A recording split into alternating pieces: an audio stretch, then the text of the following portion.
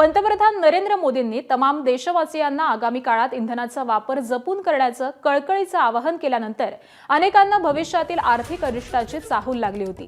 ही भीती आता खरी ठरताना दिसत असून पेट्रोल आणि डिझेलच्या दरामध्ये दुसऱ्यांदा वाढ करण्यात आली आहे। यापूर्वी 15 मे रोजी पेट्रोलच्या दरात 3 रुपये आणि डिझेलच्या दरामध्ये 3.11 रुपयांची घसघशीत वाढ करण्यात आली होती आणि त्याला 4 दिवस उलटत नाहीत तोच आता पेट्रोल आणि डिझेलच्या दरात दुसऱ्यांदा वाढ झाली आहे।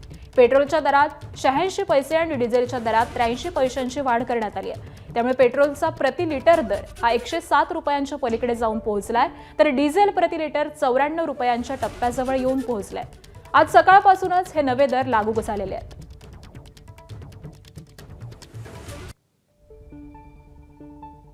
तर पेट्रोल डिझेलची पुन्हा एकदा दरवाढ झालेली आहे। मुंबईमध्ये पेट्रोल 91 पैसे आणि डिझेल 94 पैशांनी महागलेले आहे। तर आठवड्याभरातली ही दुसरी दरवाढ आहे। दरवाढीनंतर मुंबईत पेट्रोल 107.59 रुपयांवरती पोहोचलाय आणि डिझेलचा दर आहे 94 रुपये 8 पैसे।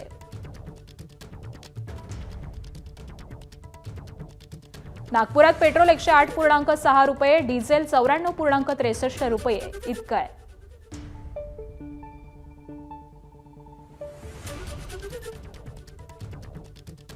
ये थे पहले ही सरकार ने जो है धीरे धीरे करके जो है मार कर रही है सरकार, ऐसी बात नहीं है और ये हमें झेलना पड़ेगा क्योंकि पूरे वर्ल्ड में जो है इस समय हालात ख़राब है, तो हमारा देश भी छूटा नहीं है इससे।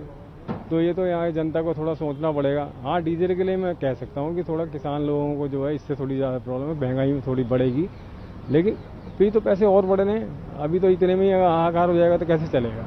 ये लोगों को थोड़ा अपने आप को झेलना पड़ेगा, बर्दाश्त करना पड़ेगा, ये तो बढ़ने ही बढ़ने हैं। Thank you. तर पेट्रोल 86 पैसे आणि डिझेल 83 पैशांनी महागलेलं आहे। त्यामुळे महाराष्ट्रामधील प्रत्येक जिल्ह्यामध्ये पेट्रोल आणि डिझेलच्या किमतींमध्ये ही वाढ झाल्याचं दिसतंय। आठवड्याभरामधली सलग दुसऱ्यांदा ही दरवाढ करण्यात आलेली आहे। त्यामुळे सर्वसामान्यांना याचा फटका बसेल हे मात्र निश्चित आहे।